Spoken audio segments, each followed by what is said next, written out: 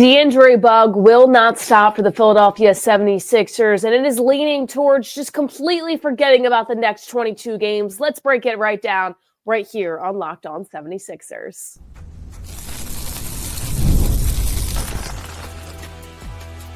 You are Locked On 76ers, your daily Philadelphia 76ers podcast, part of the Locked On Podcast Network, your team every day. Welcome into Locked On 76ers. I'm your host, Kayla Santiago, sideline reporter for the Delaware Bluecoats, the Philadelphia 76ers NBA G League affiliate. So we're going to break it all down in this episode of Locked On 76ers. If you're listening to us on wherever you listen to podcasts, well, thank you so much, whether it's on your ride into work or leaving the office. In addition, if you're watching us on YouTube, make sure you like, comment, and subscribe. But you can also check us out at our free daily newsletter on LockedOnDaily.com. So make sure you check that out to get all things Philadelphia 76ers. So they fall to the Trailblazers 119-102. The injury bug continues for this team. We'll get into that as well. And the 76ers lost 9 out of their last 10 games. So right off the top, we say, is this season still worth it to continue to play these guys for the rest of the 20-plus games of the regular season? Last night shows you that maybe you not only shut Paul George down, in addition to Tyrese Maxey. He has that tough fall in the third quarter with just over 6.5 left to go in the third. And then he's out for the rest of the game with that contusion. Then Justin Edwards in the last minute tweaks that ankle a little bit. It looks like he's going to be okay, but this injury bug keeps continuing. We'll get to that in the second segment, but let me know. Think about that in the comments while we're going throughout this episode, and let me know whether you think that they should shut down the so-and-so big three. We already know Joel Embiid is out for the season. How about Paul George? How about Tyrese Maxey? After what you saw last night against the Trailblazers, what are your thoughts on giving these guys a go for the rest of the games, or if they should start shutting these stars down? Let's talk about the game overall, because this was a contest that the 76ers did look like they could win as well. When you look at it on the side of that first half, the 76ers, they were in control. 61-56 was your score in the first half of action. Andre Drummond, okay, I see you. I see you out there on the floor. First half, 16 points, 11 boards. He continues to step up. And it's interesting because after the game, he told a lot of us media that it's just kind of that next man up mentality for him. It's important for him to have that. The exact quote was, it's a next man up mentality. We can't do anything about injuries. Hopefully those guys can get healthy soon, and the next man up will do his job. Now, Andre Drummond has been in the league long enough to know this team is not going to go super far in the playoffs. It's not going to go super far in the postseason. But it's having that next man up mentality as the rest of these games come about. And that's what Andre Drummond has been able to do, especially in that contest last night against the Trailblazers. He finishes with 25 points, 18 rebounds, 2 steals as well. So Drummond had himself a night, getting that double-double already in the first half of action. What I will say about the Sixers team, Lonnie Walker had his best game in a 76ers uniform. Now, there hasn't been much of a sample size, but I did like what I saw last night as well. 13 points, 4 for 8 from the field as well for Mr. Lonnie Walker. So I think you could say it was a good loss, if that even is a thing for the Philadelphia 76ers. Now, we all know my great co-host and Keith Pompey. He keeps it real all the time, whether it's, of course, writing the Philadelphia Inquirer right here on Locked On 76ers. He is not for moral victories. And I will say neither am I. But I do think there's a difference between a bad loss and a good loss when you're analyzing the Philadelphia 76ers at this point of the season, because you know they're going to lose in some games. So how do you analyze that? How do you dive deep into that? To me, this was a good loss, and I say that because I felt that Tyrese Maxey getting hurt definitely hurt them a little bit. Obviously, Simons had a huge game there. 21 of his 34 coming in that second half, shot 13 for 26 and 6 for 11 beyond the arc. So he was absolutely going off. The 76ers, they just didn't have an answer for that. In terms of the team stats as well, pretty even in those categories when we look at those and pull those up real quick. Exactly the same for three-point percentage, 31.4. In terms of looking at that field goal percentage, a little bit higher for Portland as well. The assists pretty even on both sides here. Total turnovers, actually, the Trailblazers had more turnovers in that game, 11-8. Points in the paint is really what hurt the 76ers. Besides Andre Drummond, a lot wasn't happening for this team. 68-52 in the largest lead, 18 compared to the 76ers 12. And that 12-0 lead came actually back in the first half of action for Philadelphia. So it wasn't a terrible loss. Was it a winnable game?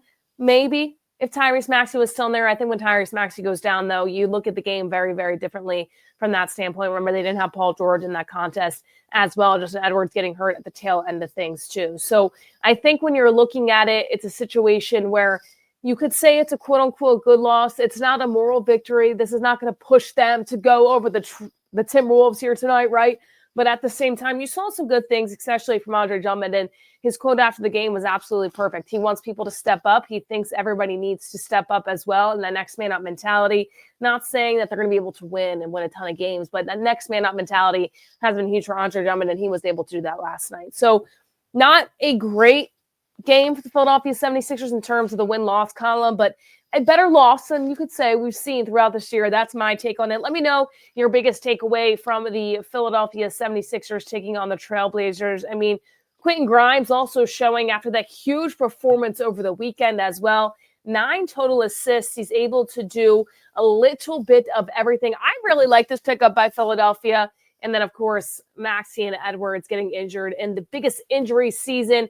And I don't know what's going on with medical staff in Philadelphia, but clearly they might be playing these guys when they shouldn't be playing in general. Nevertheless, Maxey gets hurt, Edwards gets hurt, and it's just been a really, really tough season. Now, don't get me wrong, people. I'm not giving any easy, positive way for the 76ers. I'm picking out the positives from this loss, but they are still a very, very bad team. The 76ers team clearly is not going anywhere this season, and we're starting to have conversations of, is it really time to just say, okay, it's not time to force Tyrese to play anymore or Paul George, let those guys get healthy and let them sit this 20-plus games, or it's just 20-plus games, let them go out there and play and see what happens. The 76ers, once again, they fall last night. They had the Timberwolves coming up tonight on the back-to-back. They still remain in 12th place in the Eastern Conference standings.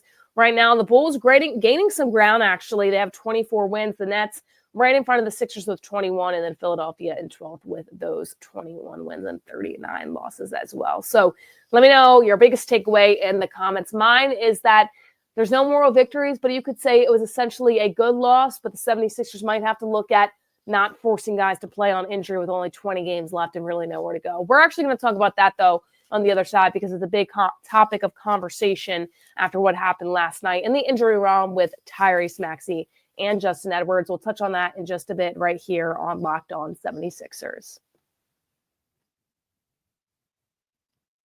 But before we get to that, we have to tell you about DoorDash. NBA fans, get ready. The swoosh you save thanks to Dash Pass. Every time a player drops 50 or more points in a game, you score a huge deal the next day. It's simple. When any player scores 50 or more in a game during the 24-25 NBA regular season, Dash Pass members get 50% off an order, up to $10 off the next day from noon to midnight. Here are a few ways you can take advantage of this deal. The Game Day Feast. After an epic 50-point performance, celebrate by ordering wings, pizza, or burgers from your favorite spot, delivered straight to your door. Late night cravings. Whether you're staying up watching highlights or just need a midnight snack, use Dash Pass to grab some delicious while saving big.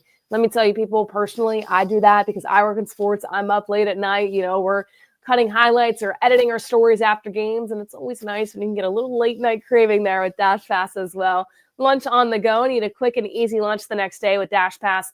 You get your favorite meals with $0 delivery fees and reduced service fees. Plus, now you even save even more with the exclusive NBA offer. Fueling your watch party, planning to catch the next game, order your go-to snacks and meals at a discount and get ready for more high-scoring action. Make sure you sign up for Dash Pass and be ready to save when any player scores 50 or more in a game. Dash Pass members get 50% off any order the next day, up to $10 off as well. In addition, just use your promo code NBA50 from noon to midnight after a 50-point game on eligible orders at participating merchants. Must have an active Dash Pass account. Terms do apply. Make sure you visit Dash Pass to learn more, and DoorDash as well.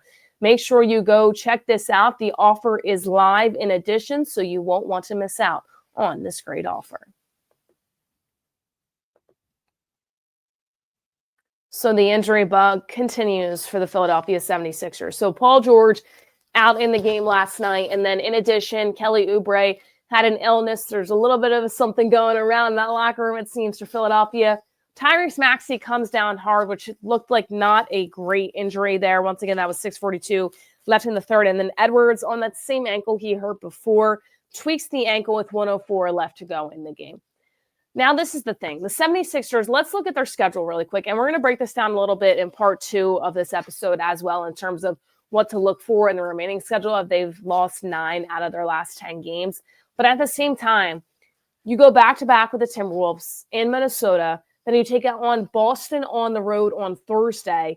Then your schedule starts to get a little bit easier following that. Then you have the Jazz, the Hawks, the Raptors as well. Now, I'm not saying that you want to purposely lose games, which maybe for the 76ers they do if they're in tagging mode at this moment. But I do think you need to really emphasize and refocus what your goal is as an organization for this season. They don't want to say they're giving up. They don't want to say this, that, and the other. We all saw the stories come out about Joel Embiid, how he, told the medical staff, and this is what we're hearing from Joel personally, that he told the medical staff that maybe he shouldn't play, maybe he should get surgery, yada, yada, yada. And then on the other side, the organization, Josh Harris, the ownership, everything like that said, well, if you just play through it, if you work it up, you'll be good to go. Clearly, he wasn't this season. So there's a lot going on there in terms of what's going on with Joel Embiid. But I bring that up because as an organization, you need to figure out what your goals are for this season, and you need to figure them out fast. Do you want to be a team that people look at and say, oh, they're tanking, oh, they're giving up, this, that, and the other? Probably not. And the realistic point of view from that is they also are probably not going to get that number 1 pick. It's going to go to the teams that are much worse off than them, that don't want to lose, a.k.a. the Wizards, the Hornets in the Eastern Conference, and even the Jazz and the Pelicans in the Western Conference. But if you get into that 6th spot as the 6th worst team in the NBA, you don't know what goes on in that lottery pick. So with that being said, I think the 76ers need to really focus and gear up on what they want. Andre Drummond saying it's next man up mentality, in addition to Tyrese Maxey before saying, he's not going to go out playing this, that, and the other. But when you look at the game last night and injuries happen the way that they do, and guys aren't fully healthy anyway coming into the game, they're just going out there and trying to fight for it and play. What do you have left to fight for this season? Your pride, another win, trying to up your numbers? At the end of the day, what do you want? For me, as somebody who analyzes the 76ers, you want them to be healthy for next year. So if I'm Paul George, I'm going to this organization saying, hey, what about me? Joel gets to do this. Why can't I sit out and get healthy? Because I'm getting injections in my fingers during the regular season. For Tyrese Maxey, he gets injured yet again, that big fall. Now, it doesn't seem like it's anything too serious, but at the same time, he's going 110 miles per hour in every single game to try to get them victories. Something bad is bound to happen. Justin Edwards, we saw with 1 minute left, a little bit over 1 minute left in the contest of regulation, tweaks that ankle. The injuries continue for the Philadelphia 76ers, and it's a tough go at it when you look at the season and you say, what is left to play for? Now, don't get me wrong. Do we want to see a Sixers team without Tyrese Maxey play 20-plus games for the rest of the season? Probably not, right? You don't want to see the remaining schedule being without Tyrese Maxey, but I think as an organization, if your decision is to saying, hey, you know what? We know we're not the worst team in the NBA. We might not get that number 1 pick, but at least if we're in the lottery, we might get a little bit something there. Let's sit these guys. And at the end of the day, I understand there's, the load management, there's penalty, there was fines early in the year for Joel Embiid, but these guys are really injured because they haven't gotten a break all season long because your other guys, your stars, have also been super injured. Joel Embiid and Paul George. So Tyrese Maxey has been going off to 110%. And I said this back during the beginning of the season that he is going to get injured based on fatigue, based on being burnt out, everything that he has to do. Now, I get it. They get paid millions of dollars. They're in the NBA. I understand that. But what is happening and what is unraveling for the Philadelphia 76ers this season is just blasphemy. It's crazy. I've never seen anything like it with this team. I mean, we have. There's been a lot of things going on. But as of recent, this is a team that is one of the most surprising. And Keith and I talked about it before. This is worse than the process years. Because when you look at it, this is a team you expected that got Paul George, that could make an Eastern Conference Finals push, that could get out of the second round. And now you're talking about tanking. You're talking about guys getting injured, guys being pushed to play that aren't completely healthy. That's an organization fall. And at the end of the day, what are you looking at when you're the Philadelphia 76ers? For them to be healthy for next year and get everybody back, or people to push themselves to the limits that aren't fully healthy and get injured with 20 games left to play, 22, that aren't really anything to play for at this point. And I think when you look at it still, for the Philadelphia 76ers, and why I make this argument and talk about this is because They're still on the outside looking in of that 10th spot. And the organization is saying, well, if we can just get in there, we can say we made the play and we can say we made the playoffs. It's not a failure of the season. Well, it's a failure if all your guys are injured because you're pushing them when they're not fully healthy and you really aren't going to do anything even if you get in the first round of the playoffs. They're not going to do anything without a healthy Joel Embiid. Paul George is half of a Paul George. I know he had that big game after he's saying he wasn't doing a podcast, but the dude's still injured. Tyrese Maxey's going at 110%, but he's playing hero ball at the end. Can't pass the ball up in a few games back. You're looking at guys that are injured that are pushing the play, and it's just a bad time to do that if I'm looking at the 76ers from an analyst point of view. Let me know what you guys think about that in the comments. It has been a very tough season for Philadelphia. There was a good fight last night, and we saw a lot of good things from guys like Andre Drummond, Lonnie Walker as well, Quentin Grimes yet again. But in addition, the injuries keep coming. They just can't escape them. It's crazy. They seem like they're cursed. I don't know what's going on. I don't know what's in the air in Philadelphia, but it's not good, at least in the basketball realm for the 76ers. So we're going to look at a little bit of their remaining schedule when we come back right after the break here on Locked On 76ers. And with that, we have to tell you about Open Phone. Running a small business means you're wearing a lot of different hats. Your personal phone becomes your business phone. And before you know it, you're juggling customer calls day and night. As your team grows, it becomes impossible to manage everything with just your personal number.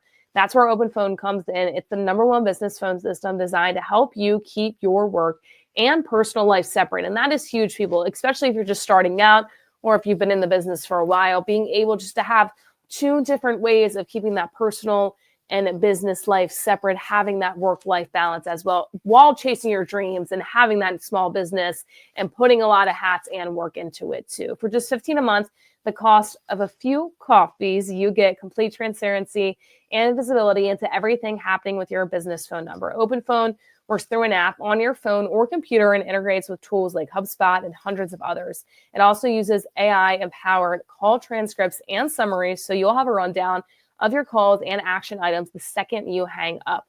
And if you miss a call, no problem. Automated messages are sent directly to your customer, ensuring you will never miss an opportunity to engage. Right now, Open Phone is offering 20% off your first 6 months when you go to openphone.com/lockedonnba. That's openphone.com/lockedonnba for 20% off 6 months. Openphone.com/lockedonnba. And if you have existing numbers with another service, Open Phone will port them over with no extra charge. So make sure you go check out Open Phone today. You won't want to miss out on all the action and having a little bit of that balance as well. 76ers losing 9 out of their last 10. And this is a really, really tough year for Philadelphia. And people, I know you're watching this and saying, oh, another loss, this keeps happening. You can vent with us. You can let us know how you're feeling in the comments. We are here with you. We are covering this team from front to back. Trust me, we understand your pain. We get it. We are here. We might not always agree with you. You might not always agree with us, but we're here to debate a little bit, go back and forth and see what you guys think as well on your Philadelphia 76ers. So let's continue to break down what we saw last night in addition to what it's like going forward as well for this team. So for the Philadelphia 76ers, they lost 9 out of their last 10. That's pretty bad if you're Philadelphia. They had it in their hands as well. We saw some really, really good things against the Warriors. And I want to talk about that game really, really quickly, just glimpse over it, because give Grimes his flowers for that game, people. I don't care if it was one night, 44 points beating Steph Curry, who the game before just came off 50-plus against the Orlando Magic. Come on now. And Steph still had a big game against Philadelphia, 29 points. So the 76ers trying to gear up some hope. And then last night happens and guys get injured and it continues to go down for Philadelphia. So now this is what I look at from this team. When you're looking forward, to me, I think if you're an organization, you have that conversation of what is your goal? Is your goal to still compete for that play-in tournament? Because realistically, with the amount of games left, it is still possible. And that is crazy to say, but it is still possible for the 76ers to get into that 10th spot, okay? It's possible. Or do you say these guys are injured, it's not time to force them, let them heal, let them get ready for next year? I think they should go that route, but once again, I'm not on top of the organization. So I look at it now. Let's look at this remaining schedule here. The Timberwolves and the Celtics, those are two games that I just don't think they're going to win. And when you're talking about two teams above the Philadelphia 76ers, the Bulls is one of them. They have them in the season finale. Of course, we're skipping a few games in between there. But the Bulls have a tough schedule coming up. They have the Cavs at home in Chicago. They have the Magic on the road, the Heat on the road, the Pacers at home. Then they take the Nets. That'll be an interesting game because, of course, Brooklyn's right below them in that 11th spot, right above the Philadelphia 76ers, and the Rockets, the Jazz, the Suns, the Kings, the Lakers, the Nuggets, so on and so forth. So you could arguably say that, and they do statistically on paper as well, have a tougher schedule than the Philadelphia 76ers. So do the Brooklyn Nets. So when you look at it, the 76ers, yes, could probably win some games going forward and try to continue to get into that 10th spot. I don't think it's worth it to risk more injuries for your guys. You saw what happened last night. Guys aren't healthy. Why are you pushing them? Whatever it may be. But the Timberwolves, that's going to be a loss. When I'm looking at it, that's a loss in Minnesota on a back-to-back at 8 p.m. If you're looking at the Timberwolves schedule right now for Minnesota, they come into this game beating the Suns. They lost to the Jazz by 1. That game was on Friday, and then they lost to the Lakers. So they're kind of back and forth, but then they beat the Thunder in overtime on Monday, February 24th. So they've had some good wins, some tough losses. They're coming off a win, but they haven't played since Sunday, so a little bit of that day break there before they host Philadelphia in Minnesota. The Celtics is also a loss. After that, it gets a little dicey in the sense where the Philadelphia 76ers might be able to pull out some wins. The Jazz, a game you can win, but the 76ers, of course, have lost games they've been supposed to win this season. So who knows from that standpoint? You can win the Hawks. You can beat the Raptors. The Pacers are one of those teams that they're either really good when you face them or they're really, really low when you face them from that standpoint. But my take on this season, my biggest takeaway from last night overall and how this year has progressed and what has happened this season and what continues to happen is I think that you might need to shut Paul George and Tyrese Maxey down. Tyrese is also not fully healthy, and I know he wants to play at 110%, but what do you have to play for in 20 games? Is it really that important for this team to get 10th seed, have to win 2 play-in games, and then get in the first round to most likely get bumped knowing Joel Embiid is shut down? That changes a world of difference. You're not going to go anywhere in the first round playing a top dog team in the Eastern Conference. You're just not, and that's probably not even going to happen for this team. So let me know what you guys think in the comments about shutting it down. That's a word we've been using a lot. We know what's happened to Joel Embiid, and Keith and I will probably talk about this more throughout the week, but we're going to wait and see what happens against Minnesota. Will Paul George play is my biggest question mark. Of course, he didn't play in the last game, but this was on a back-to-back, so maybe he will play against Minnesota. Will Tyrese Maxey be good enough to play? Will Justin Edwards play? Kelly Oubre coming on that illness. How will Andre Drummond play after having a big game last night? We're going to wait and see, and then maybe we can make more of those decisions if you guys aren't fully decided yet on what you want the 76ers to do. But let me know in the comments as well. Once again, they fall to the Trailblazers 119-102. And they are back in action tonight against Minnesota on the road, taking on the Timberwolves. That game will be at 8 p.m. here tonight. Thank you all so much for tuning in to Locked On 76ers. I'm your host, Kayla Santiago, saying so long, and we'll see you guys next time.